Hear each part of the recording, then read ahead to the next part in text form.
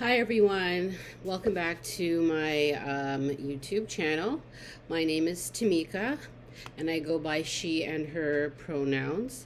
And I know it's been a while since I've actually posted on here for all of to share with all of you. So I just wanted to actually make a mini announcement, and it has to do with, for those of you that are watching this and you're residing in the province of Ontario, you're probably very well aware. I'm sorry that I'm fidgeting with my clothes. You're probably aware. If you're not, let me fill you in. On October 24th, there will be a municipal election. All elections matter. And this election, it will be basically deciding the mayor, councillor, your school board trustee, all the local politics, the local things that you complain about. Well, these are the men and women and all other types of genders. I should make it open. I don't know if we have any person that's who identifies as non-binary or trans that's running in the municipal elections across the province of Ontario, depending on the jurisdiction. Where I live, that's probably not likely. I live in a very conservative neighborhood that typically goes blue when it comes to the federal and provincial politics.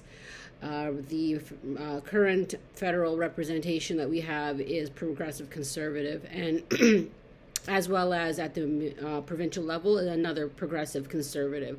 So this is a very highly progressive conservative area. So when it comes to who they want for mayor and council and school board trustees, whether it's the public or the separate schools, you can kind of guess who's coming out to vote. It's going to be the more established, the more mature, mainly a lot of seniors who really don't have a dog in the fight when it comes to having children in the school system. Yes, they may have grandchildren, but it's really not quite the same thing when it's your child that's been disproportionately impacted based on the way they look or because they learn differently. And when you ask any of these politicians about their platforms, so this is something that we seem to now have moved away from in the Trump era. You don't have to have a platform. You can have a personality. You can be likable. Because when you do ask them about their platforms about anti-Black racism within the schools, especially within the schools in the area that I am in, I won't say the school board's names, but what I will say, it's rampant and it's prevalent, and they have made news for it. Let's put it that way. The last administration had them basically do a full house scrutiny of the way that they do business, and they were told that recommendations needed to be put in place when it came to addressing BIPOC community members, particularly anti-Black racism. Again, it is a problem in these two school boards.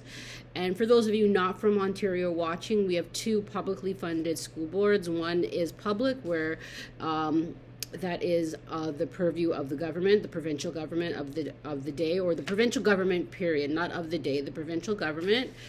And because it's public, it is open to all denominations and faiths, and there is no one denomination or faith that is expressed. The Catholic schools are also publicly funded. You are able to attend if you are Catholic. I'm not 100% sure if non-Catholics are able to attend if they're willing to be respectful of the faith and to participate, I guess, in learning about the faith. So don't quote me on that. But anyways, these are the two streams that we have. They are both funded through taxpayer dollars. So whether or not you have a child who is currently attending, your taxpayer dollars are in some way, in some form, ending up into the school system. It's mainly funded through property taxes. So that's why in a neighborhood where I live, where a majority of the people are homeowners, not renters like myself, they tend to have very conservative ideologies. And I was having a conversation with my parents in the car. Great time to converse in the car with your parents in their 70s.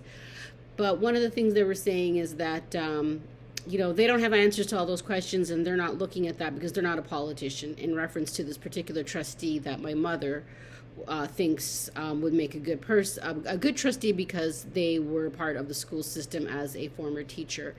I think we have learned that people who are not qualified to be a politician, stay the heck out of politics. It's messy and dirty enough as it is. We don't need a bunch of people who think they know what they're doing to put themselves in there. And mentioning this because I've said in a previous video, Black women in Canada didn't get the opportunity to vote until the early 1900s. So it was a fight that we had to fight to win. It wasn't a right that was given to us. We had to literally take it. And our sisters in the suffragette movement were not exactly our biggest allies either. So this idea that we're all women, we're all striving together, that wasn't exactly the case. So as a Black woman, yes, I am going to be voting. I'm disappointed to know that for Catholic trustees and school board trustees, when it comes to anti-Black racism, they don't have a response to give. They seem to think that they can gloss over it with their terminologies of diversity, inclusion. They know about racism. Racism is wrong. Really? You needed someone to tell you that racism is wrong. Good for you. In any case, on October 24th, there will be a municipal election. Go out there and vote. If you're not registered to vote, register to vote with Elections Canada. If you file your income taxes, you can register to vote that way.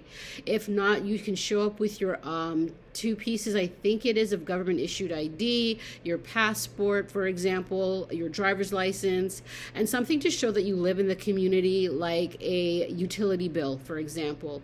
Just get out there and vote. I'm not impressed with these candidates thus far.